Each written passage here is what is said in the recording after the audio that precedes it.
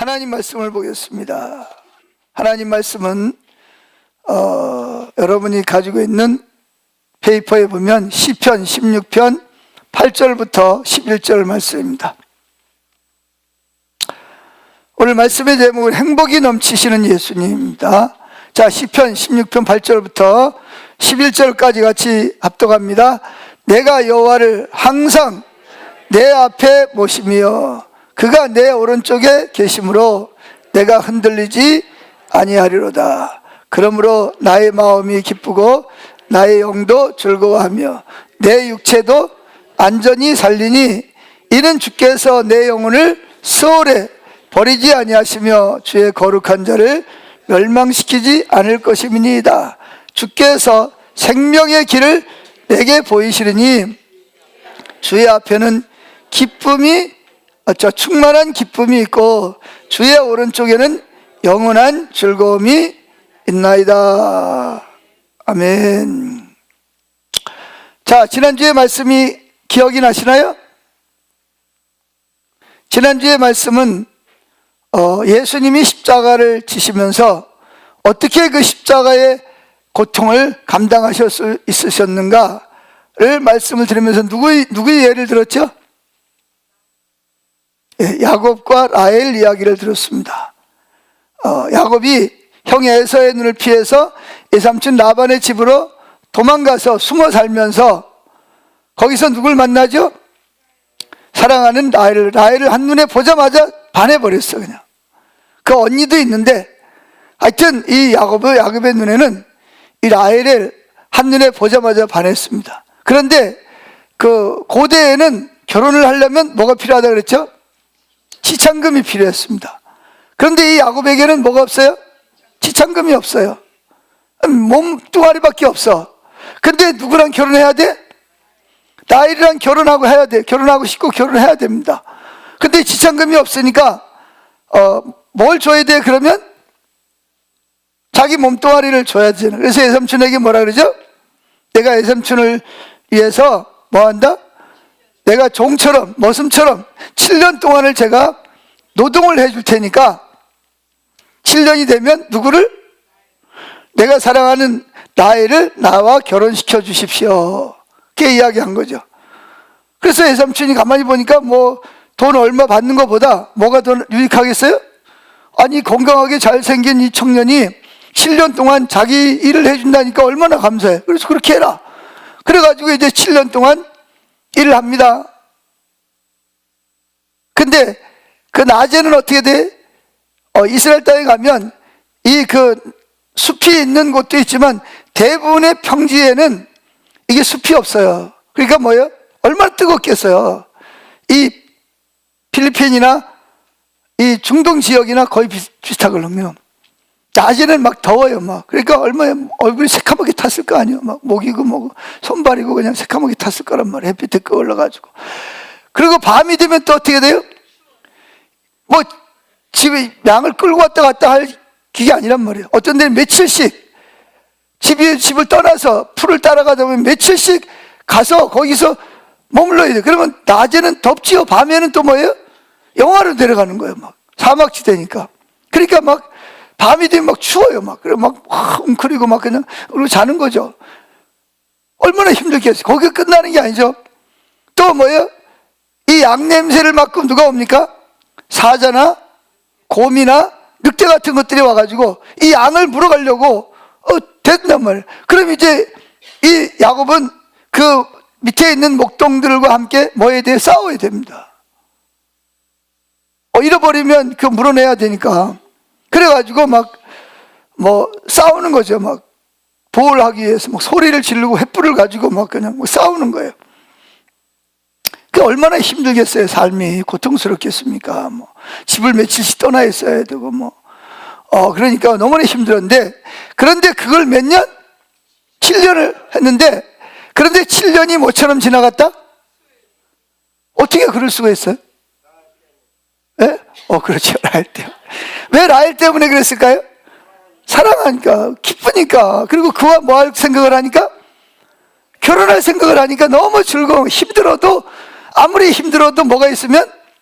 희망이 있으면 사랑이 있으면 그것이 힘들게 안 느껴요. 똑같은 힘들어도 소망이 없는 사람, 기쁘지 않는 사람이 겪는 고통과 그 기쁨을 가지고 그날을 바라보면서 고통을 겪는 사람은 어떨까요? 이게 차이가 나는 정도가 아니죠. 말이 안 되는 거예요. 그래서 좋아 죽으니까 힘들어도 그 일이 힘들게 안 느껴지는 거야. 그냥 즐겁게 하는 거예요. 여러분 그러잖아요. 무슨 일을 하더라도 뭐하게 하면 즐겁게 해야 됩니다. 근데 이거 먹고 살라니까 어쩔 수 없이 그냥 해야 되고 눈치 봐가면서 해야 되고 그러다가 또 누가 한마디에 막 자존심 상하고 막 속 막 뒤집어지고 때려치워버려 그래요 안 그래요? 그러잖아요. 그런데 어때요?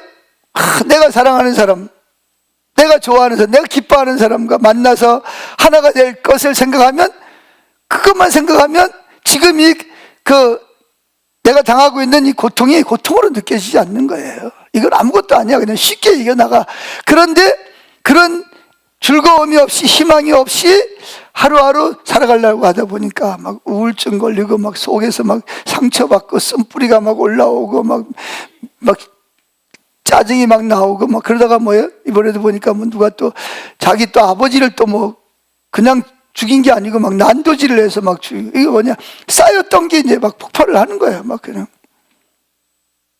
이게 오늘날에 많은 사람들이 살아가는 삶의 그 중에는 누구냐? 기독교인들도 별반 다르지 않다는 거예요. 그런데 예수님이 그 제자들에게 버림을 받고 배신당하고 죄도 없는데 사형언도를 받고, 그것도 뭐예요? 그냥 죽는 게 아니라 저주받은 자로 나무에 매달려가지고 십자가에 못 박혀가지고 그것도 6시간 동안 매달려 있다고 생각을 해보세요. 6시간 동안. 그것도 죄도 없는데 하나님이신 그분이 그것도 막 거의 벌거벗은 채로 말이죠. 수치를 당하면서 얼마나 그게 힘들고 고통스럽겠냐는 거죠. 그때 예수님이 어떻게 그 십자가를 감당했겠냐는 거예요. 도대체 무슨 마음을 가지고 그걸 도전하고 실제로 그렇게 십자가에 못 박혀 죽을 수가 있었겠냐는 거예요.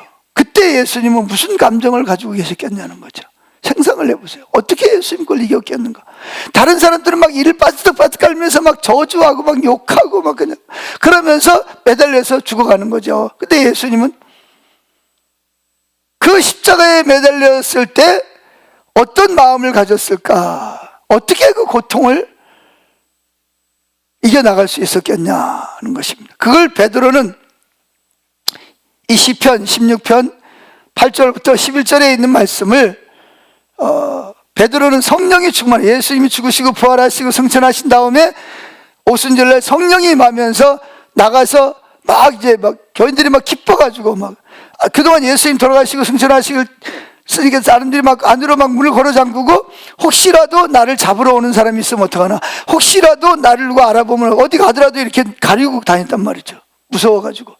그런데 성령이 충만함을 입으니까 어떻게 했어요? 문을 막 확 열어 제치고 막 밖에 나가가지고 막 가리지도 않고 막 기쁨으로 막 넘쳐가지고 막 그러니까 많은 사람들이 막 놀래가지고 막 그러니까 막 또 한 사람이 막 15나라 막 언어로 막 말을 하는.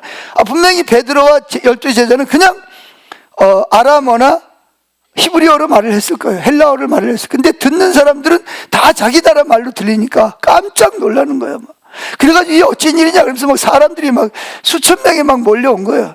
그때 베드로가 성령이 충만해가지고 말씀합니다. 너희들이 죄도 정치 아니하고 십자가 오빠가 죽인 예수를 하나님이 살리셨는데, 그러면서 예수님이 그 십자가에서 고통을 당할 때 어떻게 고통을 담당하셨는가를 다윗이 쓴 시편 16편 8절과 11절에 있는 말씀을 재해석을 합니다. 어떻게 해석을 하냐? 이렇게 해석을 합니다. 자, 10번을 보세요.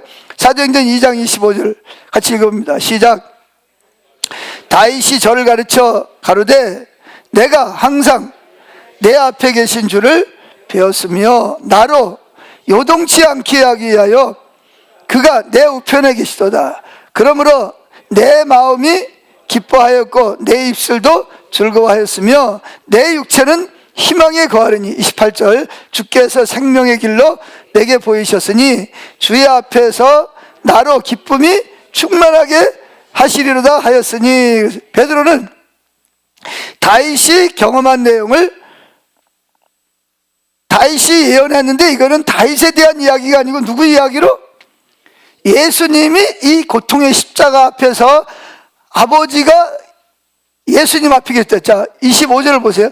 다윗이 저를 가르쳐 가로되 내가 누구죠? 예수님이 항상, 아버지가 예수님이 항상 누구에게 계세요? 내 앞에 계신 주를 비워. 예수님은 항상 누구를 비웠어요? 사역할 때나 걸어갈 때나 잠을 잘 때나 특별히 십자가 앞에서 아버지가, 하늘에 계신 아버지가 성령을 통해서 항상 아버지 이 예수님 앞에 계셨다는 거예요. 그래서 십자가를 지었을 때, 십자가의 고통을 당할 때도 그 아버지가 예수님 앞에 계셨다는 거예요. 그래서 나로, 예수님으로 뭐라고 그러죠?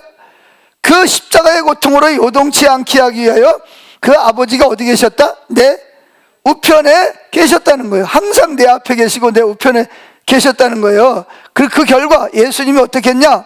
그 고난 중에서도 26절 이렇게 말합니다. 그러므로 예수님, 내 마음이 기뻐하였고, 누구 때문에 기뻐하는 거예요?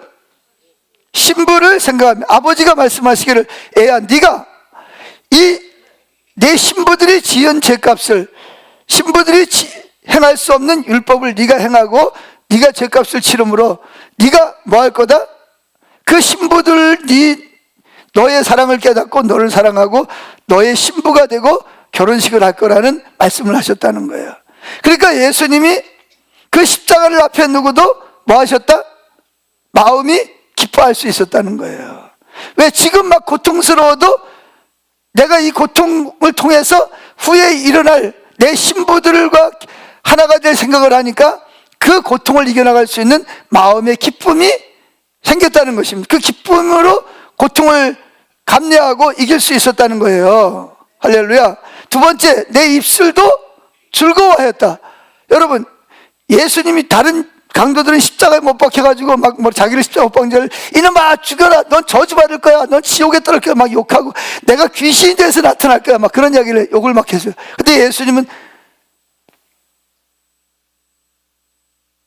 자기를 잡는 그 주인 앞에 있는 양처럼 한마디도 그들을 향해서 저주를 내뱉거나 그들을 욕하거나 원망하지 않은 거예요. 어떻게 그럴 수가 있어요? 예수님도 우리가 똑같은 인간인데 어떻게 그럴 수가 있어요? 오히려 예수님은 즐거운 입술을 가지셨다 그랬습니다. 그래서 예수님이 뭐라 그러죠? 운명하시기 전에 마지막으로 하신 말씀이 뭐예요? 너희들 저주받을 거야, 우리 하나님 또 혼날 거야, 지옥에 갈 거야. 그렇게 하지 않고 뭐라 그랬어요? 오히려 반대로 아버지여 저들의 죄를 용서해 주시옵소서. 왜? 지금 저들이 하는 것이 얼마나 큰 죄인지를 하나님을 잘 몰라서 그렇습니다. 저들을 불쌍히 여기시고 저들을 용서해 주시옵소서. 여러분, 어떻게 이런 기도가 나올 수 있습니까? 이거는요, 예수님의 마음이 지금 누구로 인해서? 여러분으로 인해서, 여러분들과 연합된 결혼식을 바라보면서 예수님의 마음이 즐거우니까, 즐거우면 나오는 말이 부드러운 말이 나와요? 아니면 책망의 말, 다른 사람을 막 낙혀놓게 하는 말이 나와요? 당연히 마음이 즐거우니까 고통 중에도 부드럽고 아름다운 말을 하는 거예요. 할렐루야. 그러면서 뭐죠? 내 입술도 즐거워하였으며, 그 다음에 뭐예요? 내 육체는 희망의 거하리니.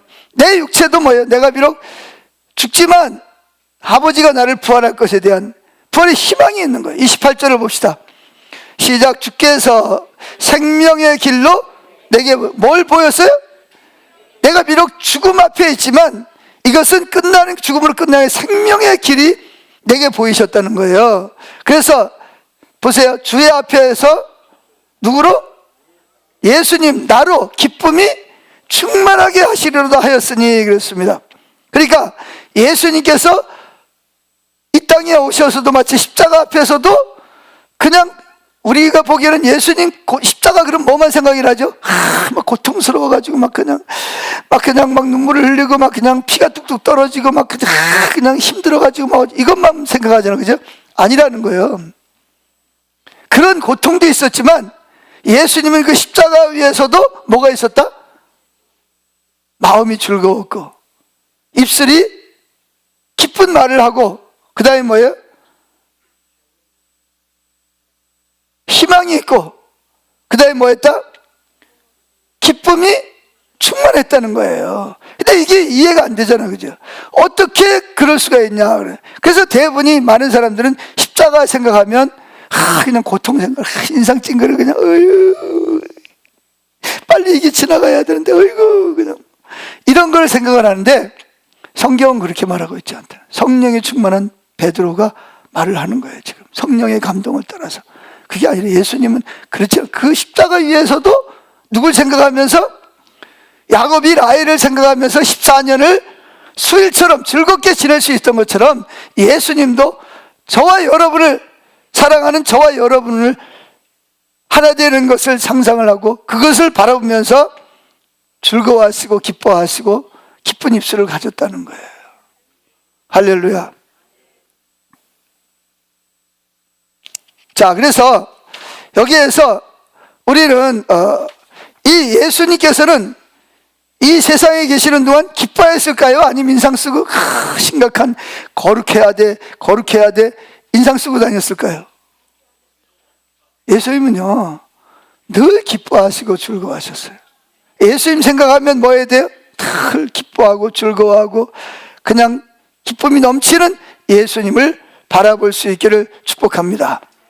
그래서 자, 영어로 2번. 따라서 우리가 예수님을 생각하고 바라볼 때 그 예수님의 성품이 아버지의 성품과 같이 항상 즐거워하고 기뻐하셨던 것을 알 수가 있다는 거예요. 그래서 우리는 이 시편 16편 8절과 11절 이걸 인용한 사도행전 2장 25절부터 28절까지에 나오는 말씀은 세 가지로 요약을 할 수가 있어요. 첫째, 예수님은 마음이 뭐였다? 기쁜 마음을 가졌다. 뭐 할 때도 십자가의 고통 중에서도. 두 번째, 예수님은 즐거운 입술은 누구 때문에?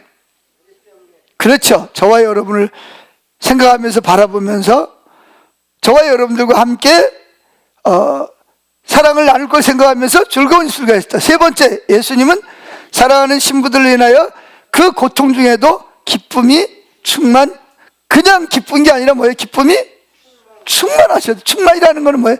더 이상 막 차고 막 넘치는 걸 말하는 거예요. 그럼 예수 믿는 여러분들은 어때야 돼요? 아멘. 옆에 있는 사람은 기쁨이 충만한 것 같아요? 안 충만한 것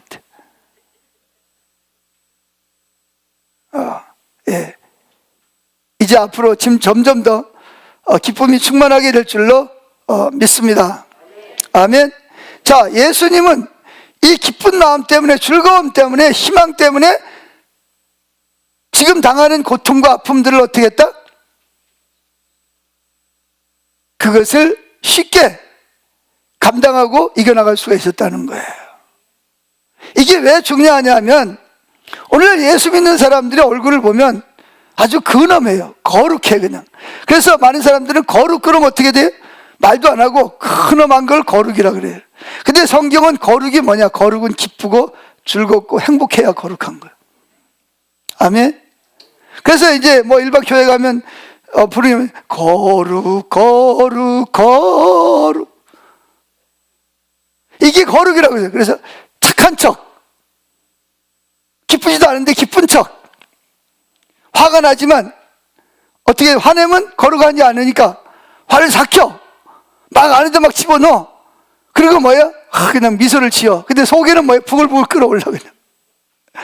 막 한지 줘받고 싶고 그냥 확 뛰어엎고 싶은데 뭐예요?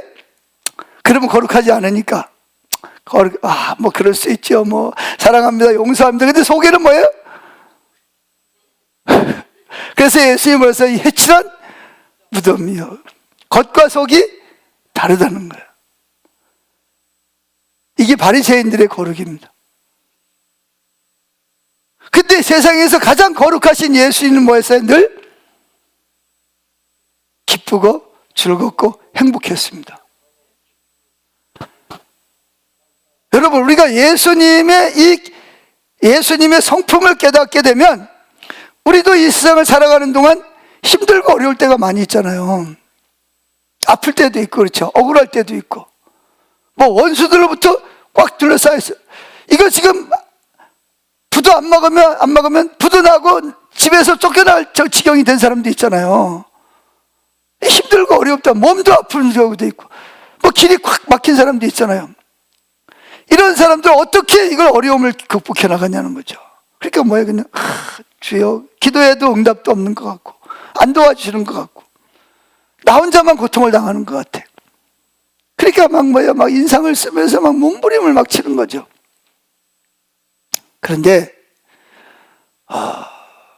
이럴 때 누굴 생각해야 돼요?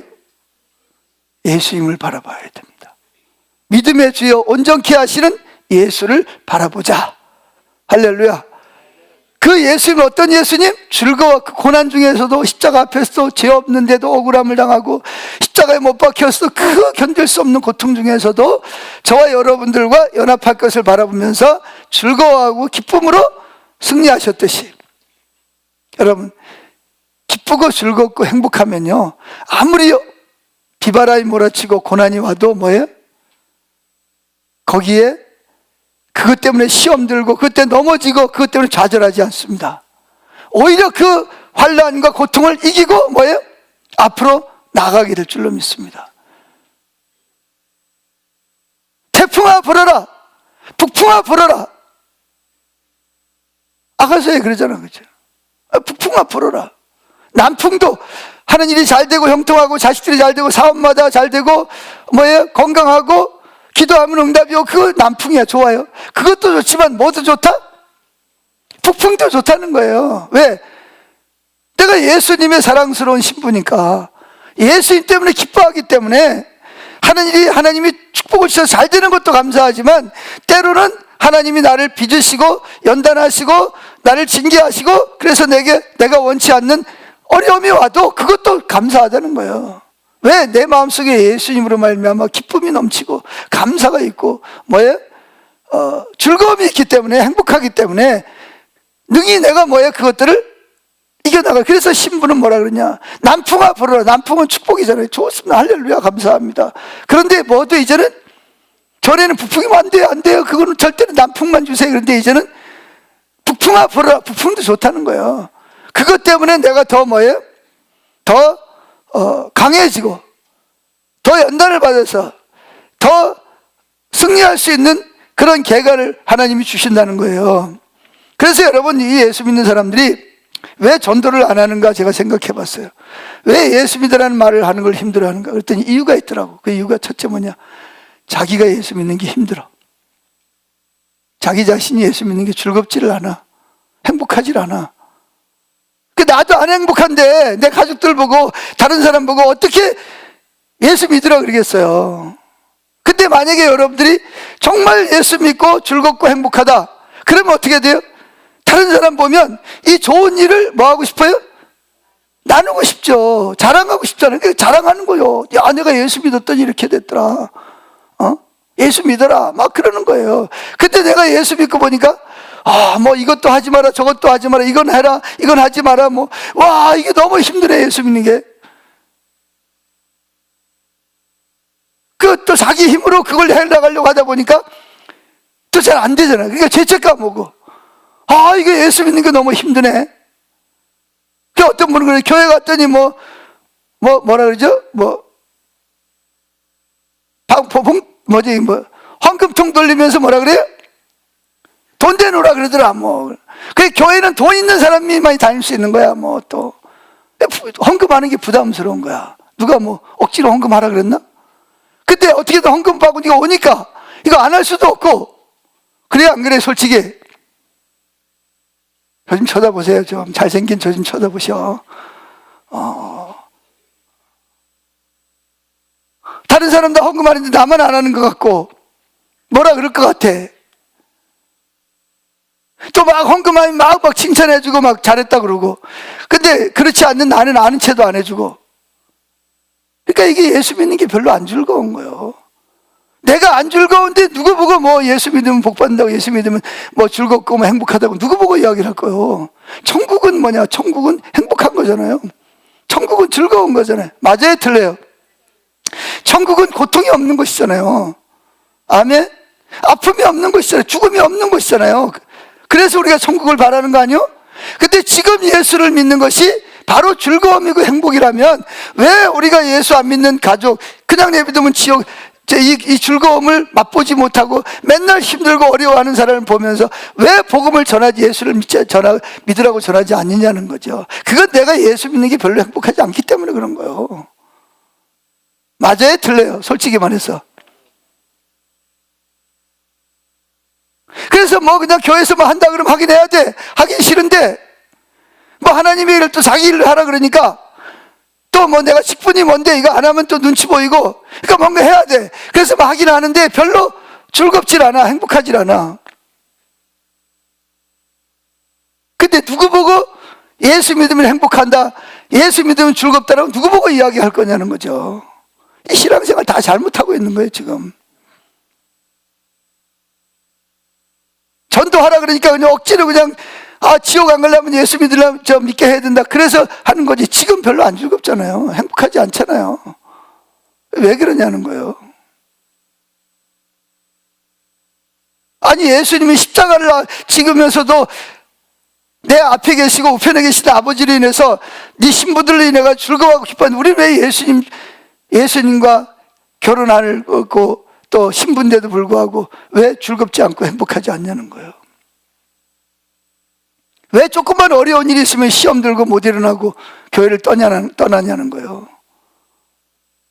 왜 뒤에 가가지고 교육하고 힘들어하냐는 거지. 그 이유가 뭐냐는 거예요. 다 사람끼리, 죄인들끼리 모였는데, 여러분 죄인들끼리 모이면 뭐예요? 어차피 서로 상처 주고 상처받게 돼 있어요. 교회도. 여러분 교인이라고 해서 천사들이 모인 것이 아니에요. 다 죄인들이 모인 거예요. 그래서 뭐라 그래요? 목욕탕이에요. 목욕탕에 누가 가는 거예요? 때 있는 사람들이 가는 거예요. 다 때 있는 사람들끼리 모였는데 당연히 서로 상처 주고 상처받지. 어떻게 끝까지 가는 거예요? 그리고 가다가 중간에 다 떨어져.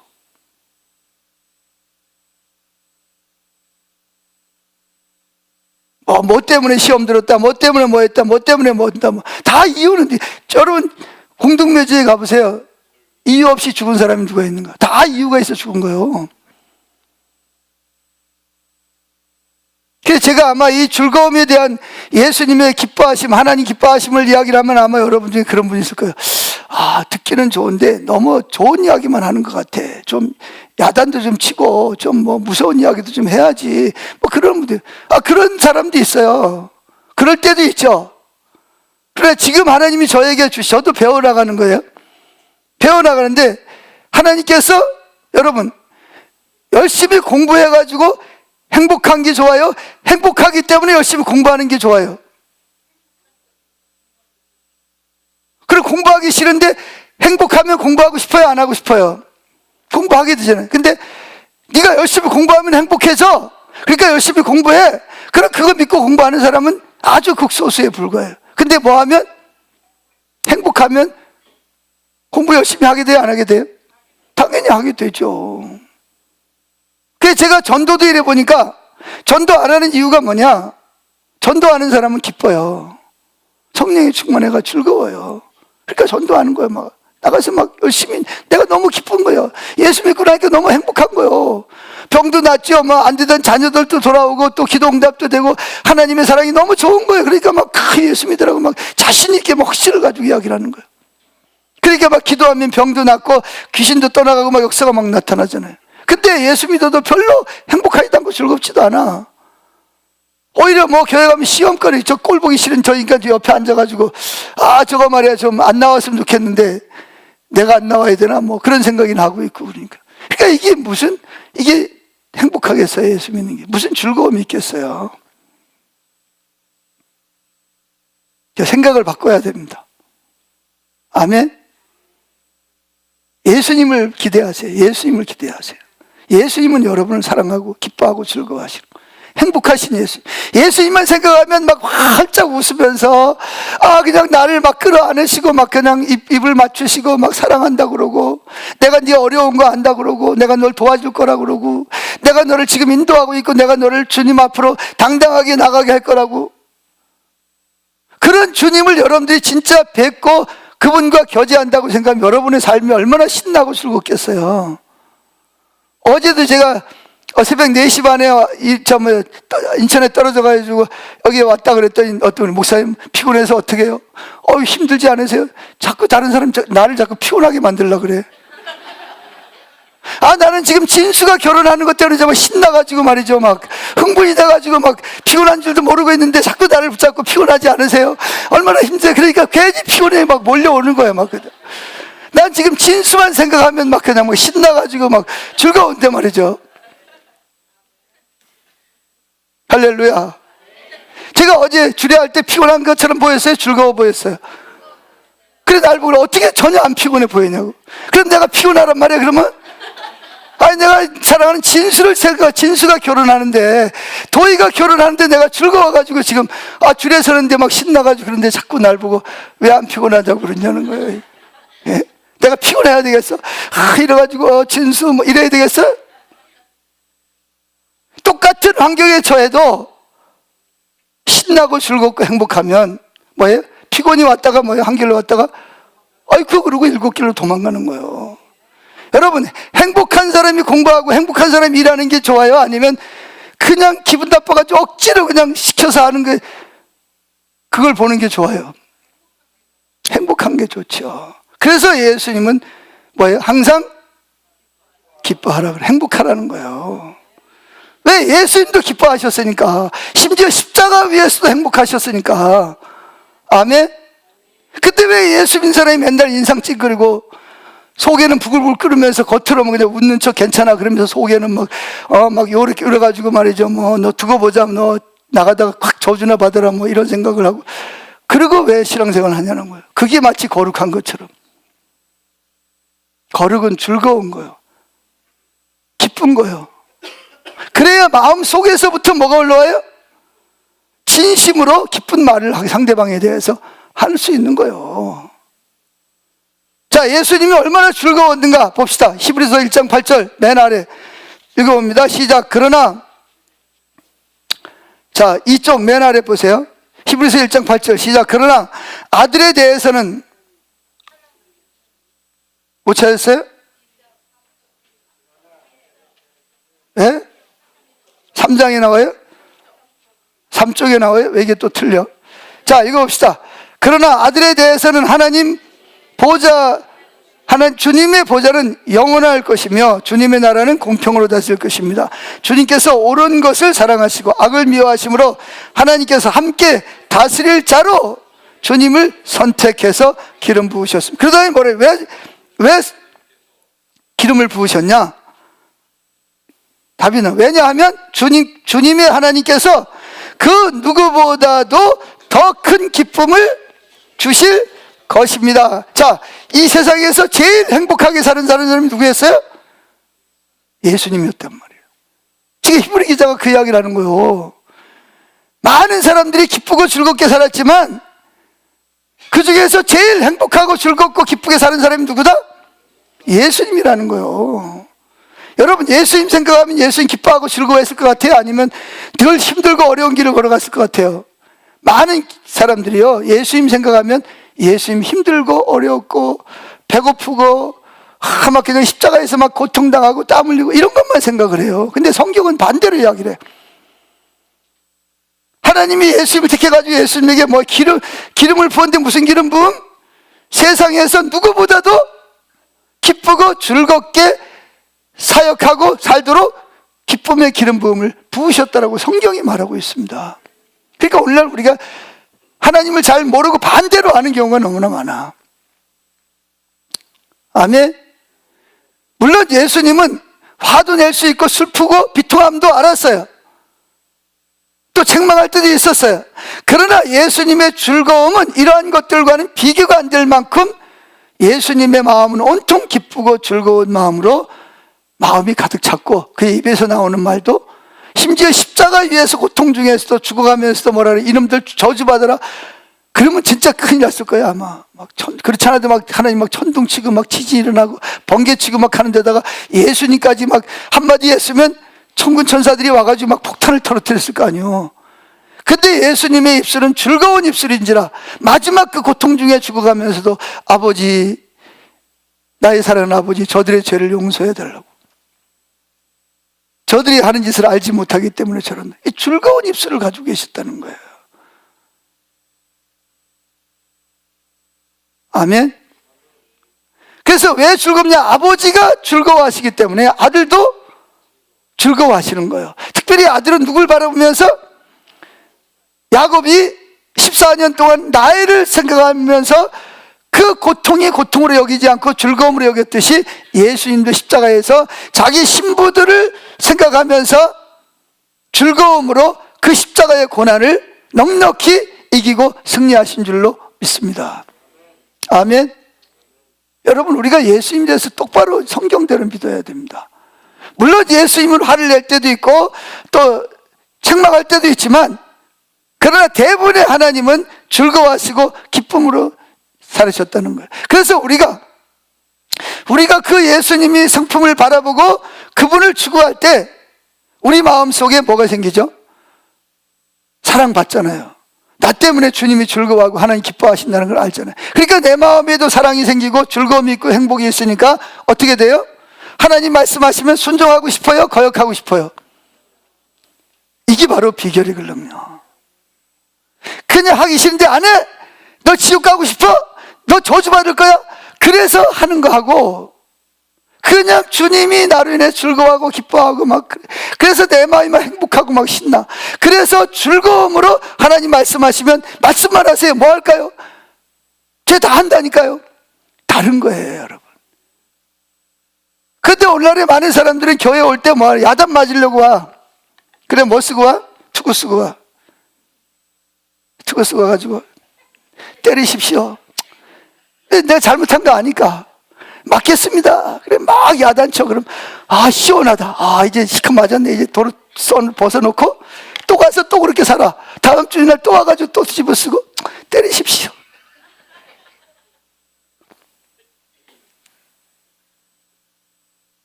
이게 거룩이요? 이게 하나님이 원하는 신앙생활이냐고요? 그 왜 본인은 그렇게 미련하게 신앙생활?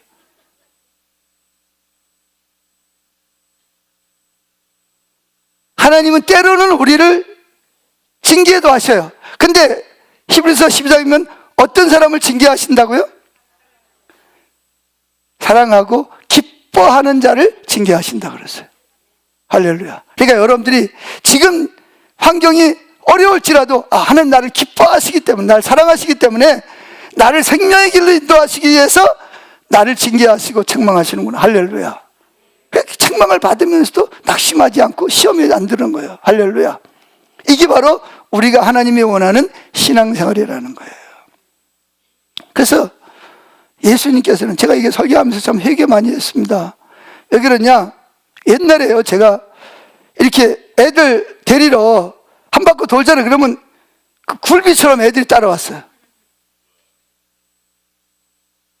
동네 한 바퀴 돌면요 20-30명씩 애들이 쭉 따라와가지고 그냥 교회 안이 꽉 차가지고 막 그 콧지지를 흘리죠. 머리 허옇게 옛날에 기생충이 있어가지고 그런 애들 제가 손수건 가이다 나중에는 안 돼가지고 옷 가지고 그냥 코 이렇게 풀어 임마. 근데 하나도 더럽지 않는 거예요. 그런 마음이 있었어요. 근데 제가 이거 설교하면서 제 마음을 들여다보니까 내 마음에 때가 너무 많이 낀 거예요.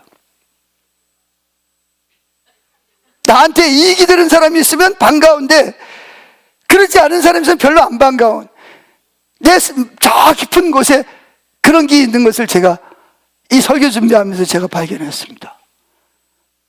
주님, 너무나 제가 타락했습니다. 목사라고 설교는 하고 그런 척 할지 모르지만 내 마음속 저 깊은 곳에는 그 순수했던 그 기쁨으로 그냥 전혀 나한테 손해가 안 돼. 내가 오히려 얘한테 매일매일 쏟아부어도 손해만 끼치는 아이들도 사랑스럽고 즐겁고 기뻤는데, 어느 순간에 내가 목사한다고 살아오면서 세상 때가 묻어가지고 내 마음의 그 기쁨도 감격도 사라져버리고, 제가 막 그것 때문에 너무 가슴이 막 아픈 거예요. 주님, 저 어떻게 해요, 주님? 제가 유선자가 됐네요. 겉으로는 거른 척 간척하지만 실제로는 바리새인들처럼 깊은 곳에는 주님, 그 순수한 감정이 다 사라져 버렸습니다. 하나님, 저 어떻게 해요? 막 이런 정말 그 안타까운 마음이 막 속에서 주님께 막 올라오는 거예요. 지금도 마찬가지예요. 근데 예수님이 마을에 나타나면요, 애들이 막 그냥 오라소리 다는데 와가지고 막 예수님 목에 막 끌어안고 막 옆에 막 앉아가지고, 예수님 지금 막 병 고쳐야 되고 막 사역해야 되는데 막 와가지고, 그러면 애들 엄마가 와가지고 놀래가지고 너 지금 이분이 누군 줄 알고 여기 애들 막 뛰어가지고 갑니다.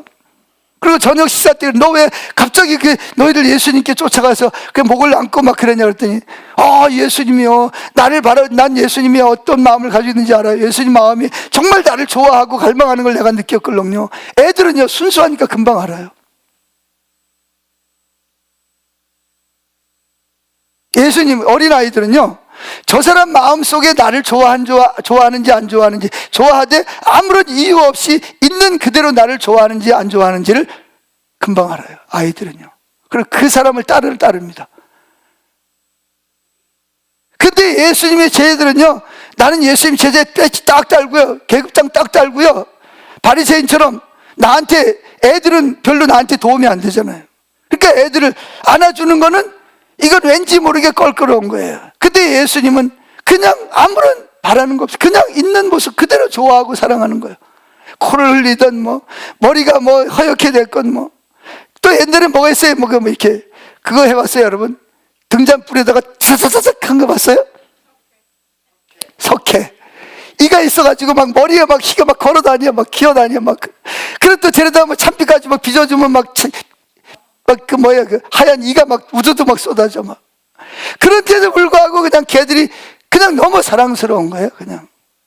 그래가지고 그냥 업히고 손잡고 막 목 타고 그냥, 그럼 그냥 애들이 굴비처럼 쭉 따라오는 거예요, 교회. 그래서 교회가 가득했어요.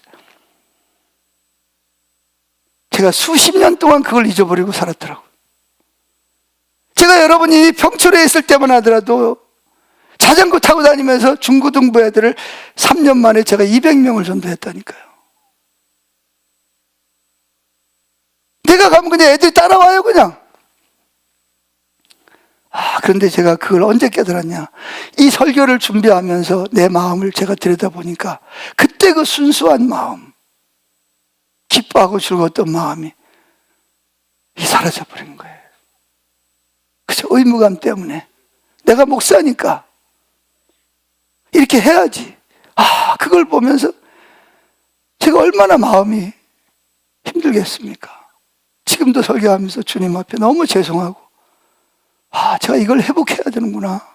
이 예수님이 가졌던 이 마음을 내가 회복해야, 그 사람이 나한테 손해를 끼칠지라도 그 사람을 예수님의 사랑 때문에 사랑하고 기뻐하고 즐거워할 수 있는 그 순수함을 내가 회복해야 되겠구나. 여러분, 저를 위해서 기도해 주시기를 축복합니다. 제가 제일 기도가 필요한 사람이에요. 오히려 더 주님을 기뻐하고 즐거워해야 된다. 어느 사이에 때가 묻어가지고 오히려 바리새인이 돼버려 있는 내 모습을 보면서, 내가 이게 지금 뭐 하고 있는 짓이냐. 근데 중요한 것은 내가 비록 계달의 장막처럼 거물지라도 솔로몬의 휘장처럼 아름답다. 할렐루야. 그게 저의 소망이죠. 그럼에도 불구하고 주님이 저를 기뻐하시고 즐거워하신다는 거예요. 자, F번을 보세요. 누가복음에서는 예수님이 성령으로 인해서 기뻐하셨다. 그리고 어린아이들에게 그걸 나타내심을 감사했다. 그렇게 나오고 있습니다. 자, 누가복음 10장 21절 읽어봅니다. 시작. 이때 예수께서 성령으로 기뻐하사 가라사대, 뭘로 기뻐하사? 보세요. 예수님이 기뻐하셨어요? 안 기뻐하셨어요? 성령으로 기뻐하셨다는 거예요. 할렐루야. 기뻐하여 가라사대 뭐라고요? 천지의 주제이신 아버지여, 이것을 지혜롭고 슬기 있는 자들에게는, 소위 슬기롭고 지혜, 저처럼 성경 지식이 많아. 뭐 꼴에 또 박사학이라는 것도 뭐 갖고 있고 뭐 누가 보면 대단한 사람처럼 보이는데 뭐라고요? 이 성령으로 예수님이 기뻐하시고 즐거워하시는 것이 뭐라고요? 숨겨셨다는 거예요. 누구에게 이걸 나타내셨다? 어린아이들에게는 나타내심을 감사. 그때 지혜롭고 슬기로운 바리새인, 교회 열심히 다니는 사람들, 리더들은 그들에게는 숨기는 거야, 이것을. 근데 누구에게? 그 순수한 어린아이들은 예수님을 딱 보는 순간, 아, 저분이 나를 기뻐하는구나, 저분이 나를 좋아하는구나, 나를 갈망하는구나, 그냥 쫓아오는 거예요. 막 이 마음을 저와 여러분이 회복할 수 있기를 축복합니다. 이 순수한 마음, 이게 바로 거룩이에요. 근데 제가 내 마음이 너무 이게 때가 묻어 있는 걸 몰랐어요. 솔직히 저는 잘하고 있다고 생각했습니다. 내가 이 정도 하면 잘하고 있다고 생각했어요. 그런데 이 설교를 준비하면서 내 마음속에 이런 때가 끼어 있구나. 너무 마음이 아픈 거예요. 두 번째, 예수님은 신부들로 인하여 즐거워하는 입술을 가렸다. 만약에 예수님께서 뭐라고요? 막 쓴소리, 날카로운 소리, 쓰디쓴 말을 했대요. 여러분, 사람도 그러잖아요. 부부지간에도 막 그냥 남편이나 아내가 막 상대방에게 막 쓴 말을 하고 날카로운 말을 하면 상대방이 얼마나 괴로워합니까? 막 같이 한 이불 속에 사는 사람이 한 말인데도 불구하고 그것 때문에 너무 막 속이 쓰린 거야. 막 상처가 돼. 막 너무 막 아파. 그래가지고 막 견디도 못해가지고 뭐예요? 같이 막 뭐예요? 날카로운 소리, 쓴 소리, 상대방이 막 자존심을 막 건드리고 막 약점을 막 건드리는 소리를 하는 거예요. 그래가지고 뭐예요? 대판 싸우고 헤어져! 그래! 도장 찍어! 뭐 이러는 거 아니에요? 그런데 여러분 잘 들으세요. 예수님을 인해서 기뻐하는 사람은 그런 말을 하지 않아요.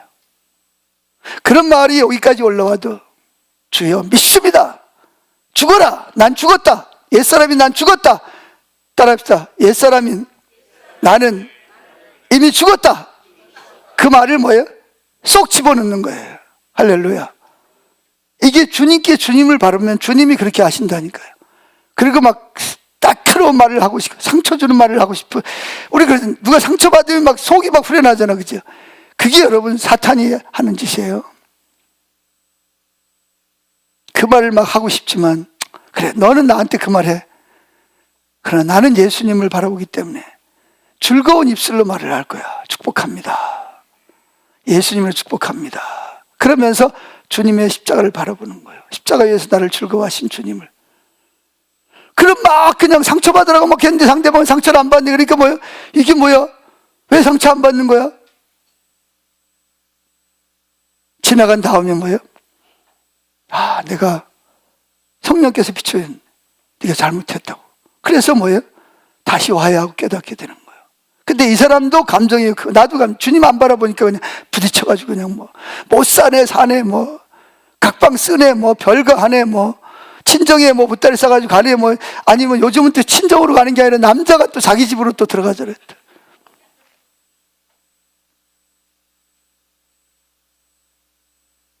그래서 아가서 4장 11절 읽어봅시다. 시작. 내 신부야 내 입술에서는 꿀방울이 떨어지고 내 혀 밑에는 꿀과 젖이 있고 내 의복의 향기는 레바논의 향기 같구나. 그래서 신부인 우리는 이렇게 부드러운 예수님처럼 부드러운 말을, 상대방이 나한테 무슨 말을 하더라도 우리는 부드럽게, 입에서 뭐가 떨어지고 입술에서 꿀방울이 떨어진다는 말은 상대방이 듣고 화난다는 거요? 즐거워한다는 거요? 즐거워한다는 거예요. 그리고 혀 밑에는 꿀과 젖이 있고, 그러니까 그 사람 만나고 싶은 거야. 같이 있고 싶어. 그런데 막 날카로운 말을 해버리고 막 감정 상하는 말을 해버리면 그 사람하고 아무리 부부라도, 부모와 자식 간이라도 같이 있고 싶지 않는 거예요. 그래요 안 그래요? 솔직히 그러잖아요. 여러분 입에서 꿀방울이 떨어지기를 축복합니다. 왜? 예수님 그렇게 했으니까. 그래서 예수님 뭐라 그러냐? 예수님 이렇게 말씀합니다. 요한계시록 19장 6절 시작. 또 내가 들으니 허다한 물이 음성과도 같고 맑은 물소리와도 같은 큰 우레소리와도 같은 소리를 이르되 할렐루야 주 우리 하나님 곧 전능하신 이가 통치하시도다. 7절이 중요합니다. 그러므로 우리가 뭐하죠? 즐거워하고 크게 그냥 기뻐하는 게 아니라 어떻게? 크게 깊이 크게 기뻐하며 그에게 영광을 돌리세요. 왜 기뻐하고 즐거워하고 영광을 돌려야 되냐? 어린 양의 혼인기약이 이르렀고 그의 아내가 자신을 준비하였으므로 크게 기뻐하고 즐거워하자는 것입니다. 할렐루야. 지금 이게 무슨 말이냐? 아무도 셀 수 없는 큰 무리가 함께 유리바다에 모여서 신랑과 자기들과 결혼할 때를 기다리고 있는 거예요 지금. 할렐루야. 근데 제가 시편 149편을 읽어보니까 거기 보니까 예수님과 결혼하게 되면 예수님이 우리에게 큰 칼을 주십니다. 권세를 주십니다. 그 권세를 가지고 뭐예요? 세상을 통치하고 다스리게 하실 것이라는 거예요. 할렐루야. 그래서 우리도 누구를 생각하면서 내가 사랑받고 있고 나를 기뻐하고 즐거워하시는 그 예수님을 하나 되는 것을 바라보면서 뭐한다? 크게 기뻐할, 그냥 기뻐할, 크게 기뻐하고 즐거워하는 거예요. 할렐루야. 그래서 하나님께 영광을 돌리는 겁니다. 여러분 C번에 보면 더 기가 막힌 말이 나옵니다. 자, 여기 성경에 잘못 나왔어요. 유다서 1장 24절 주님을은 아니 그럼 지우세요. 성경은 그게 없어요. 그래서 읽어봅니다. 주님을 빼고 읽어봅니다. 능히 너를 보호하사 거침이 없게 하시고 너희를 영광 앞에 흠이 없이 즐거움으로 서게 하실 자. 유다는 여기 다른 유다가 아니에요. 예수님 제자 사도 유다는 뭐라고 말했냐? 예수님께서 세 가지를 하신다. 첫째, 능히 너를 보호하신다. 언제까지? 마귀가 여러분을 와서 막 휩쓸고 여러분을 막 감정을 해가지고 막 서로 싸우게 하고 하나님 떠나게 할지라도 누가?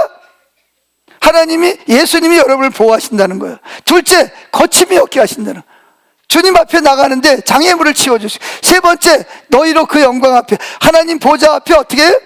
흠이 없이 즐거움으로 서게 하실 자. 자, 여러분, 내가 만약에 오늘 세상이 끝났다. 내일 예수님 백보좌 앞에 심판 앞에 하나님 보좌 앞에 나가야 됩니다. 그때 되면 천사가 와가지고 30분 후에 당신이 하나님 보좌 앞에 설 것이고 세상에 있던 당신이 행한 모든 일이 다 뭐 할 것이다? 하나님 다 드러날 것입니다. 기분이 어떠세요? 그러면 어떻게? 심판이라니 안 돼. 아직 때가 안 됐어. 더 착하게 살고 더 주님의 일 많이 하고 가야지. 그럴 거예요. 근데 저는 그러고 싶어요.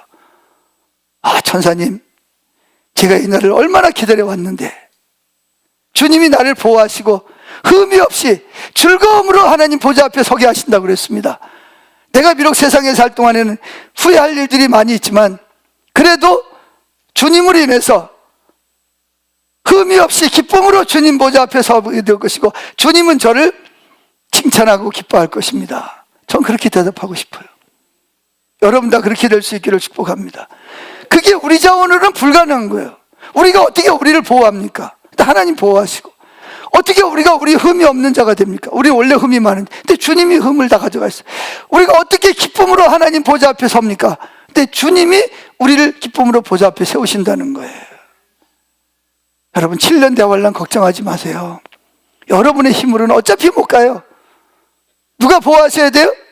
주님이 성령을 통해서 여러분을 보호하시고 흠이 없게 하시고 즐겁게 세우실 거예요. 기대를 가지세요. 마지막 신부들을 위해 항상 즐거움으로 충만하신 예수님이십니다. 그래서 자 시편 36편 8절 읽어봅시다. 시작. 주님의 집에서 그들이 마음껏 먹습니다. 주님은 기쁨의 강에서 물을 길어 사람들에게 마시게. 무슨 강에서? 기쁨의 강에서 물을 길어. 기쁨의 물을, 그 물을 마시면 막 기쁨이 막 넘치는 거예요. 그걸 우리에게 마시오게 하시는 겁니다. 여러분 이 말씀을 기억하고 주님이 나로 인해 즐거워 기뻐하는 마음을 가지고 살아간다는 걸 생각할 때 여러분의 이것을 믿고 받아들일 때 여러분의 삶에는 중요한 변화들이 날마다 일어날 줄로 믿습니다. 바꿔 말하면 이 말씀을 우리가 믿음으로 받아들인다면 교회마다 놀라운 변화가 일어날 수밖에 없어요. 그리고 마지막 날 우리는 기쁨의 보좌 앞에 설 것이고 하나님의 사랑의 감정이 그 기뻐하시고 즐거워하시고 행복한 감정이 우리를 향해서 몰려올 줄로 믿습니다. 아멘. 그런데 우리는 죽을 때까지 기다릴 필요가 없어. 지금 기뻐하신 아버지와 신랑 되신 예수님의 기뻐하는 모습을 바라보면서 뭐예요? 우리도 지금 즐거워하고 기뻐하시는 아름다운 삶을 살기를 주님은 원하시는 줄로 믿습니다. 바로 지금 우리는 어떻게 그것이 가능하게 할까요? 기뻐하시는 주님을 바라보고 그분과 함께 기뻐하시면 될 줄로 믿습니다. 그럴 때 우리는 산만하고 비효율적인 모든 것을 버리게 되고 뭐하냐? 오직 한 가지의 사람이 될 것입니다. 다음 주에 말씀드릴 설교가 뭐냐? 오직 한 가지 일의 사람이 되는 거예요. 할렐루야. 찬양하겠습니다.